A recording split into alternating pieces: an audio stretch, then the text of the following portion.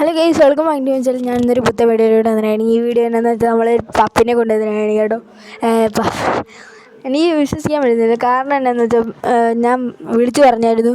അമ്മച്ചി എന്നോട് പറഞ്ഞു, മോനെ പപ്പീനെ മുട്ട വിളിക്കാൻ പറഞ്ഞു. അപ്പോഴാണ് മുട്ട എടുക്കാൻ പറഞ്ഞു.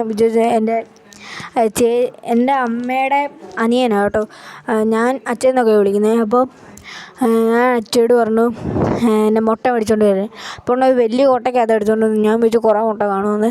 ഓക്കെ, ഞാൻ തുറന്ന് നോക്കിയപ്പോൾ അതിനകത്തൊരു ബൊമ്പ പട്ടി ഇരിക്കുന്നത്. സെറ്റ് സാധനമാണ്, പക്ഷെ കുളിപ്പിച്ചിട്ടൊന്നുമില്ല എന്നെ.